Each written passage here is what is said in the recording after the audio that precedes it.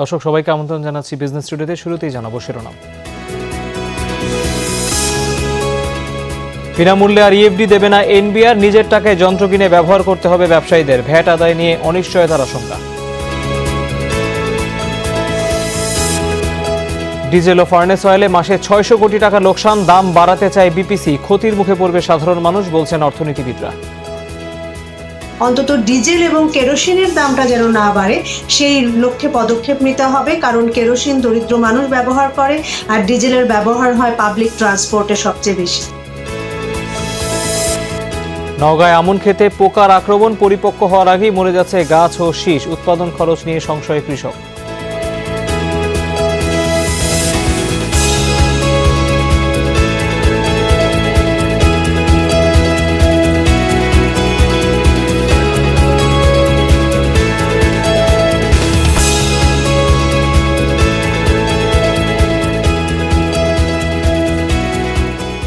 এতক্ষণ শিরোনাম দেখছিলেন, আপনাদের সাথে আছি আমি তৌহিদ হোসেন।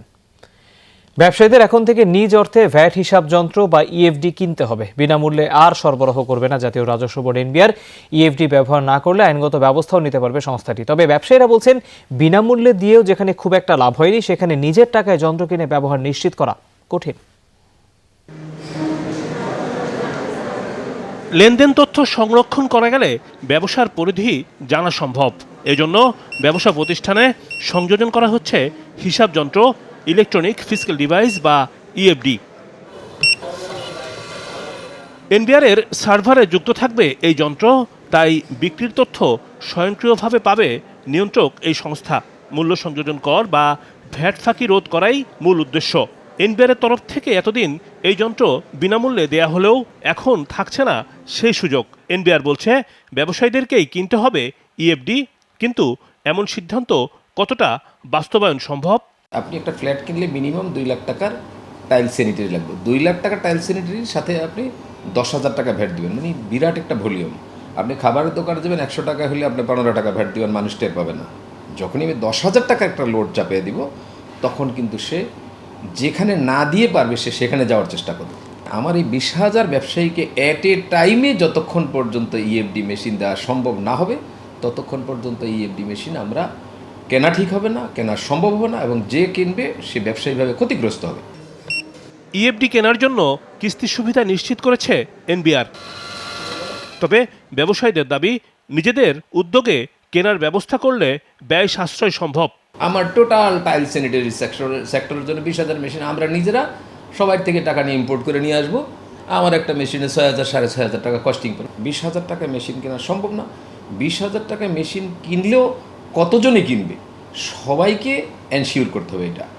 2019 সালে ভ্যাট আইন চালুর পর এ পর্যন্ত মাত্র 3,500টি ইএফডি স্থাপন করতে পেরেছে এনবিআর। এই যন্ত্র ব্যবহারে অনীহা এবং সরবরাহে বিঘ্ন ঘটায় তৈরি হয়েছে সংকট। এই ডিভাইসের দাম যদি 10,000 টাকার উপরে হয়, ক্ষুদ্র মাঝারি ছোটো ছোটো যে দোকানগুলো আছে, এই পাড়ায় মহল্লায় গলিতে যে ছোটো ছোটো যে দোকানগুলো আছে, ওদের জন্য কিন্তু 10,000 টাকা কিন্তু পে করা অনেক হয়ে যাবে।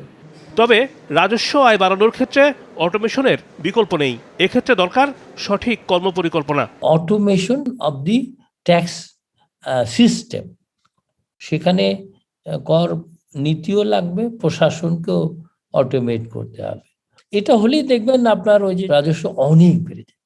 এনবিআর বলছে, ইএফডি এবং এসডিসি যন্ত্র ব্যবহার না করা হলে আইনগত ব্যবস্থা নেবে সরকার। রিমন রহমান, যমুনা নিউজ, ঢাকা। দর্শক, আমরা এই বিষয়ে কথা বলতে চাই। আমাদের সাথে এই মুহূর্তে আলোচনার জন্য যুক্ত হচ্ছেন সরাসরি Dhaka chamber of commerce and industry DCC এর সাবেক সভাপতি আসিফ ইব্রাহিম। জনাব আসিফ ইব্রাহিম, আপনাকে স্বাগত জানাচ্ছি।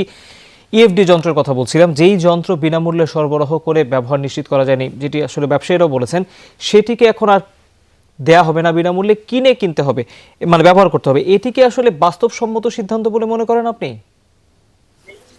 দেখুন, আমরা তো অটোমেশনের দিকে যেতে চাই, এবং এই ভ্যাট সংক্রান্ত এই বিষয়টি অনেক বছর ধরেই ব্যবসায়ী সম্প্রদায় এবং জাতীয় রাজস্ব বোর্ড আমাদের মধ্যে কথাবার্তা চলছে, অনেক তর্ক বিতর্ক হয়েছে। এখন একটা পর্যায়ে আমরা এসেছি যেখানে আমরা একটা বাস্তবায়নের পথে যেতে চাচ্ছি। আমি তো মনে করি প্রাথমিক পর্যায়ে যে সিদ্ধান্তটা ছিল সরকারের, যে এই মেশিনগুলো ক্ষুদ্র ব্যবসায়ী যারা আছেন তাদেরকে বিনামূল্যে সরবরাহ করা হবে, সেটাই একটা ভালো পদক্ষেপ ছিল। কারণ এটা যদি সেভাবে সরবরাহ করা হয়, পরবর্তীকালে যে অ্যামাউন্টটা আসে সেটা এখান থেকে যে ভ্যাট কালেকশন হবে সেখান থেকে কিন্তু অ্যাডজাস্ট করে নেওয়া যেত। সেরকম একটা প্রক্রিয়া যদি আমরা যেতে পারতাম, তাহলে আমি মনে করি যে এটার বাস্তবায়নের ক্ষেত্রে আমরা অনেক বলিষ্ঠ ভূমিকা রাখতে পারতাম। সুতরাং আমার আশা থাকবে যে জাতীয় রাজস্ব বোর্ড যদি ওনাদের এই সিদ্ধান্তটা পুনর্বিবেচনা করেন এবং এই যে মেশিনগুলো ইনস্টল করতে হবে, প্রচুর পরিমাণ স্মল বিজনেস ইনস্টল করতে হবে, সেগুলো যেন ঠিকভাবে আমরা করতে পারি। আমি মনে করি তাদের সেই পূর্ববর্তী পদক্ষেপ যদি আবার রিভিজিট করেন এবং এরকম একটা প্রক্রিয়া চালু করেন, তাহলে সেটা বেটার হবে আমাদের জন্য। জনাব আসিফ ইব্রাহিম, একটি বিষয় আপনি খেয়াল করেছেন কিনা, যেই যন্ত্রগুলো দেওয়া হয়েছে সেই সব যন্ত্রগুলো কিন্তু সবসময় দোকানগুলোতে ব্যবহার হয় তা না, কেউ গেলে বা কেউ চাইলে তারপর সেগুলোতে ইনপুট দেওয়া হয় না, দেওয়া হয় না।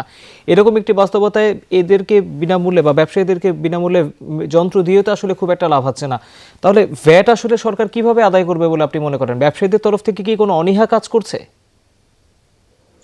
না, আমি অনীহা এখন আর কাজ করছে বলে আমি মনে করি না। সমস্ত বিষয়টা নিয়ে আমি যেটা বললাম, আপনারা সবাই জানেন, এটা নিয়ে অনেক বছর ধরে কিন্তু আমরা একটা আলোচনার মধ্যে দিয়ে এসেছি। একসময় আমাদের পজিশন ছিল খুবই নেগেটিভ, সেখান থেকে আস্তে আস্তে আলোচনার মাধ্যমে একটা জায়গায় আমরা এসেছি। আমি মনে করি এখন এটা বাস্তবায়ন করা সম্ভব, এবং আমি মনে করি যে ব্যবসায়ী সম্প্রদায়েরও ইচ্ছা আছে একটা অটোমেশনের মাধ্যমে আমরা ডিজিটাল বাংলাদেশের কথা বলি। আমরা মাননীয় প্রধানমন্ত্রীর নেতৃত্বে অর্থনৈতিক উন্নয়নের জন্য এই ধরনের অটোমেশন গুলোতে আমাদের আলটিমেটলি যেতে হবে, এবং বিজনেস কমিউনিটিও সরকারের সঙ্গেই আছে। কিন্তু আমি মনে করি জিনিসটা আর একটু ইজি করে দেওয়া উচিত, যাতে করে এটার ইনস্টলেশনটা, এটার জন্য কাজ করার জন্য যে ট্রেনিং লাগবে সেগুলো যদি সরকার জাতীয় রাজস্ব বোর্ডের মাধ্যমে আমাদেরকে দেন, তাহলে সেটা আমাদের জন্য সুবিধা হবে, এবং আমি সেটাই অনুরোধ করবো জাতীয় রাজস্ব বোর্ডকে এটা রিভিজিট করার জন্য। ভ্যাট আইন নিয়ে আসলে নতুন করে ভাবার কিছু আছে কিনা কেন বলছি, কারণ এই মেশিন ব্যবহার না করলে আইনগত ব্যবস্থা নেওয়ার এক ধরনের সিদ্ধান্ত হয়ে আছে। যদি জোর করে মেশিন ব্যবহার করার উদ্যোগ নেওয়া হয়, তাহলে কি হিতে বিপরীত হতে পারে? আমি মনে করি না। আমি মনে করি না একটা সংঘাতমূলক অবস্থানে সরকার এবং জাতীয় রাজস্ব বোর্ড এবং ব্যবসায়ী সম্প্রদায় যাবে, এটা আমার মোটেও দৃঢ় বিশ্বাস নয়। কারণ আমরা সবসময় ফ্লেক্সিবল এবং আলোচনার মাধ্যমে সমস্যা সমাধান করার পক্ষেই ব্যবসায়ী সম্প্রদায় সবসময় মত দিয়ে এসেছে এবং তাদের কার্যপ্রণালী সেভাবে করেছে।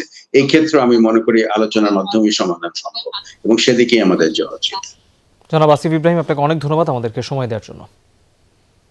দর্শক, টেকসই উন্নয়ন লক্ষ্যমাত্রা এসডিজি নিয়ে ঢাকা বিশ্ববিদ্যালয়ের সিনেট ভবনে একটি সেমিনার চলছে, আমরা আপনাদের সরাসরি নিয়ে যাচ্ছি সেই আয়োজনে। ডিপার্টমেন্ট এবং centre for budget and policy তারা যে করেছেন আজকের আয়োজনটা খুবই ইম্পর্টেন্ট। আমি কিছুক্ষণ আগে সরকারের একটা প্রোগ্রামে ছিলাম, সেখানে বিভিন্ন মিনিস্ট্রির যারা নাকি জয়েন্ট সেক্রেটারি আছেন, সেখানে কমার্স সেক্রেটারিও ছিলেন, সেখান থেকে আমি উঠে আসলাম। সেখানে তারা বলছিলেন এবং আমার ভালো লাগলো, আমি বললাম যে আমি তো সেখানেই যাচ্ছি।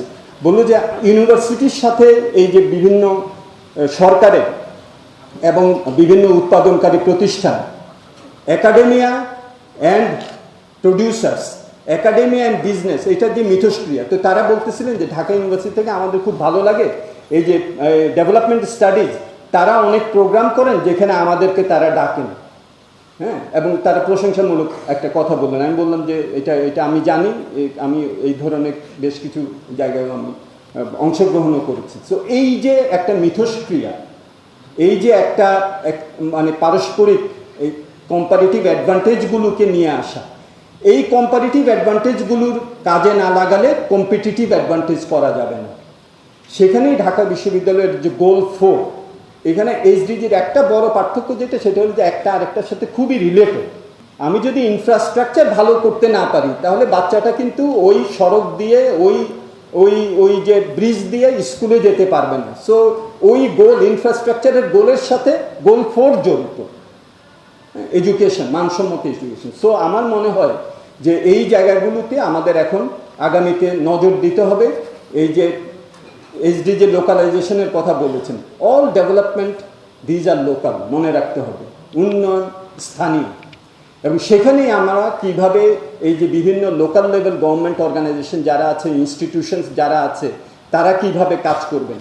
আমি এসডিজি লোকালাইজেশনের একটা প্রোগ্রাম ছিল আমাদের সিপিডিতে, তো সেটার জন্য আমি বাংলাদেশের অনেক জায়গায় গেছি। আমার খুব ভালো লাগলো যে আমাদের ঢাকা বিশ্ববিদ্যালয়ের অফিসাররা সেখানে আছেন, বিভিন্ন জায়গায় তারা ইউএনও হিসাবে আছেন, ম্যাজিস্ট্রেট হিসাবে আছেন, ডিসি হিসাবে আছেন। আমি দেখি যে এই লোকালাইজেশন অফ দ্য এসডিজিস তারা খুব ভালো বুঝেন এবং একবার জনগণের সাথে সম্পৃক্ত থেকে তারা সেগুলো বাস্তবায়িত করছেন। দাম না কমালেও লোকসান হয়, এখন তেলের দাম বাড়াতে চায় পেট্রোলিয়াম কর্পোরেশন বিপিসি। যুক্তি, ডিজেল আর ফার্নেস অয়েলই দৈনিক লোকসান 20 কোটি টাকা। শঙ্কা, ভারতের চেয়ে ডিজেলের দাম অনেক কম হওয়ায় পাচার হয়ে যেতে পারে জ্বালানি তেল। আর অর্থনীতিবিদরা বলছেন কেরোসিন ও ডিজেলের দাম বাড়ালে দারুণ ক্ষতিগ্রস্ত হবে সাধারণ মানুষ। বিস্তারিত মাহফুজ মিশুর রিপোর্টে। আন্তর্জাতিক বাজারে প্রতি ব্যারেল অপরিশোধিত তেলের দাম $100 ছুঁই ছুঁই। মাস ছয়েক আগেও এই দাম ছিল $60 মতো। 2 বছরের স্থবিরতা কাটিয়ে করোনা পরবর্তী বিশ্বে সব জ্বালানির দাম বাড়তে পারে আরও। আন্তর্জাতিক বাজারে জ্বালানি তেলের মূল্য বৃদ্ধি পাচ্ছে এবং আন্তর্জাতিক বিশ্লেষকদের যে মতামত এখন, তাতে এই জ্বালানি তেলের মূল্য বৃদ্ধি 2023 পর্যন্ত অব্যাহত থাকতে পারে। এমন বাস্তবতায় টানা 5-6 বছর অস্বাভাবিক মুনাফা করা বিপিসি আবারও ক্ষতির মুখে। প্রতি লিটার ডিজেলে 14 আর ফার্নেস অয়েলে 5 টাকার মতো লোকসান হচ্ছে তাদের। তার মানে তেল বেচে মাসে ফের 500-600 কোটি টাকা লোকসানে রাষ্ট্রায়ত্ত সংস্থাটি। প্রতিদিন প্রায় 20 কোটি টাকার উপরে আমাদের দুইটা পণ্যেরই লস হচ্ছে, একটা হলো ডিজেল আর একটা হলো ফার্নেস অয়েল। সরকারের নীতি নির্ধারকদের নজরেও এটা আনা হচ্ছে। আমরা এখন যেভাবে সরকার নির্দেশনা দিবে সেই অনুযায়ী আমাদের পরবর্তী পদক্ষেপগুলো গ্রহণ করতে হবে। এ অবস্থায় প্রতি মাসে জ্বালানি তেলের দাম সমন্বয়ের ক্ষমতা চাই পেট্রোলিয়াম কর্পোরেশন। বলছে ভারতে 1 লিটার ডিজেল যে দামে বিক্রি হচ্ছে তা বাংলাদেশের চেয়ে 53 টাকা বেশি। এমন অবস্থায় বাড়ছে তেল পাচারের শঙ্কা। এই পার্থক্যটা আমাদের জন্য একটু একটা ভীতির কারণ হয়ে যাচ্ছে। আমরা সকল যারা এজেন্সি আছে, বিভিন্ন সীমান্তবর্তী জেলা প্রশাসক এবং সেই সাথে বিভিন্ন সীমান্তবর্তী বাহিনী আমাদের যারা আছে, বিজিবি, তাদেরকে আমরা রিকোয়েস্ট করেছি যে যাতে সীমান্ত দিয়ে কোনোভাবে এই জ্বালানি তেল পাচার না হতে পারে। কেরোসিন ও ডিজেলের দাম বাড়লে তার নেতিবাচক প্রভাব যে সব ক্ষেত্রেই পড়বে সে বিষয়ে সতর্ক করছেন অর্থনীতিবিদরা। তেলের দাম বৃদ্ধি যেহেতু আগামী 2 বছর বাড়তির দিকে থাকার সম্ভাবনার কথা বলা হয়েছে, সেটাকে মাথায় রেখে অন্তত ডিজেল এবং কেরোসিনের দামটা যেন না বাড়ে সেই লক্ষ্যে পদক্ষেপ নিতে হবে। কারণ কেরোসিন দরিদ্র মানুষ ব্যবহার করে আর ডিজেলের ব্যবহার হয় পাবলিক ট্রান্সপোর্টে সবচেয়ে বেশি। সংকট সমাধানে আন্তর্জাতিক বাজারে দাম কম থাকা অবস্থায় অটোমেশন পদ্ধতি চালুর পরামর্শ দিয়েছিল বিশ্বব্যাংক। মাহফুজ মিশু, যমুনা নিউজ, ঢাকা। চলতি আমন মৌসুমে ধানের উৎপাদন খরচ অনেক বেশি, অন্যদিকে পোকার আক্রমণে দিশেহারা হয়ে পড়েছেন চাষিরা। পরিপক্ক হওয়ার আগেই মরে যাচ্ছে গাছ ও শীষ। রোগবালাইয়ের আক্রমণ বড় ধরনের প্রভাব ফেলবে ফলনে, বলছেন কৃষক। বিস্তারিত শফিক ছোটনের রিপোর্টে।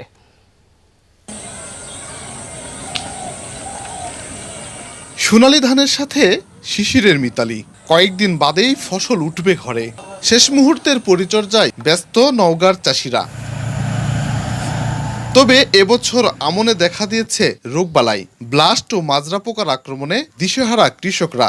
মহাদেবপুর, বদলগাছি, মান্দা ও পত্নীতলায় রোগের প্রকোপ বেশি। কীটনাশক প্রয়োগেও রক্ষা হচ্ছে না ফলন। হাল চাষ করে এই ক্ষেতগুলাকে নষ্ট করবার চায় যাতে ভালো থাকে, এই জন্য আমরা অনেক ওষুধ প্রয়োগ করি, কিন্তু কাম হয় না। এবারে যা ওষুধ দেওয়া লাগিয়েছে ধানের, ওষুধেও হচ্ছে না, কাজ হচ্ছে না। চাষিদের দাবি, বিঘা প্রতি এবার খরচ হয়েছে 10 থেকে 12,000 টাকা। বাড়তি যোগ হয়েছে সেচ খরচ, তার উপর পোকার উপদ্রব বাড়িয়েছে দুশ্চিন্তা। আগে তো মন করে এত সেচা লাগেনি, ওষুধ এত ভাঙা লাগেনি, এই খরচগুলা বেড়ে আছে। 49-5 সমান ফলন হবে না এই মাদার কাটার জন্য। কমের পক্ষে 3 মন বিঘাত করা কম হবে। মাঠে ফলন ধরে রাখাই এখন বড় চ্যালেঞ্জ, তাই বালাই দমনে চাষিদের পরামর্শ দেয়া হচ্ছে, বলছেন কৃষি কর্মকর্তারা। সচেতন করার জন্য করতেছি, বিশেষ করে ব্লাস্ট আর হচ্ছে বিপিএইচ। ব্লাস্টের জন্য নাটিভো, টুফার, এডিফেন এই গ্রুপের। আর আমরা ওষুধ স্প্রে করতে বলতেছি খুব সকালে। নওগাঁয় চলতি মৌসুমে আমন চাষ হয়েছে প্রায় 2 লাখ হেক্টর জমিতে 8 লাখ মেট্রিক টন উৎপাদন লক্ষ্যমাত্রা ঠিক করেছে কৃষি বিভাগ। শফিক ছোটন, যমুনা নিউজ, নওগাঁ। আবারও স্বাগত, আপনারা দেখছেন বিজনেস টুডে। পুঁজিবাজারে লেনদেনের খবর জানিয়ে দিতে চাই। সকাল থেকেই কিন্তু ঢাকার পুঁজিবাজার এক ধরনের চাঙ্গা ভাব রয়েছে। 10টা 20 নাগাদ বাজার কিছুটা পতন হয়েছিল, তারপর কিন্তু বাজার আবার ঘুরে দাঁড়ায়, যেটা এখন পর্যন্ত অব্যাহত রয়েছে। ডিএসসি ব্রড ইন্ডেক্স এই মুহূর্তে প্রায় 13 পয়েন্ট বেড়ে 7076 পয়েন্টে দাঁড়িয়েছে। ডিএসসিএস ঊর্ধ্বমুখী এবং আমরা দেখতে পাচ্ছি ডিএস30 এটি প্রায় 4 পয়েন্ট বেড়ে 2643-এ দাঁড়িয়েছে। 706 কোটি 97 লাখ টাকা শেয়ারের লেনদেন হয়েছে এখন পর্যন্ত। অন্য দিনের তুলনায় হিসাব করে লেনদেনের গতিকে অস্বাভাবিক বলার সুযোগ এখন পর্যন্ত নেই এবং এই চাঙ্গা ভাবের কারণে কিন্তু বেশিরভাগ প্রতিষ্ঠানের শেয়ারের দাম বেড়েছে। 185টির দাম বেড়েছে, কমেছে 142টির এবং অপরিবর্তিত আমরা দেখতে পাচ্ছি প্রায় 46টি প্রতিষ্ঠানের শেয়ারের দর।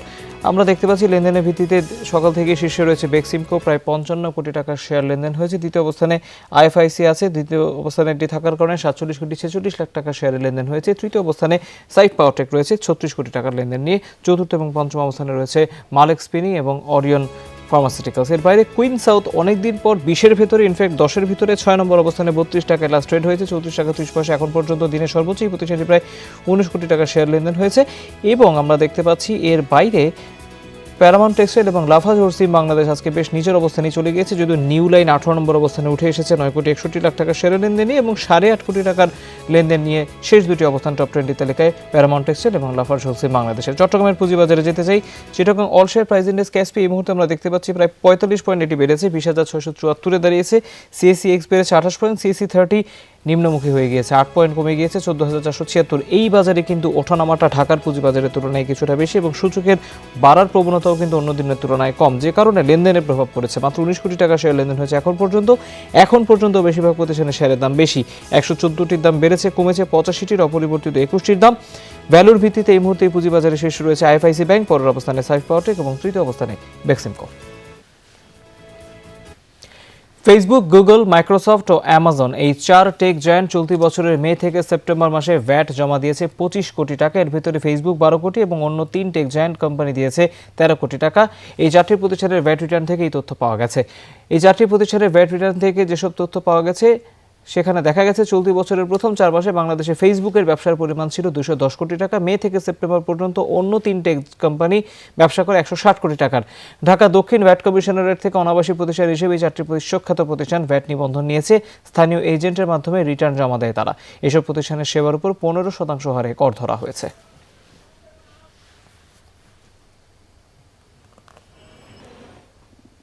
এই ছিল বিজনেস টুডের আয়োজনে। এতক্ষণ সাথে থাকার জন্য ধন্যবাদ।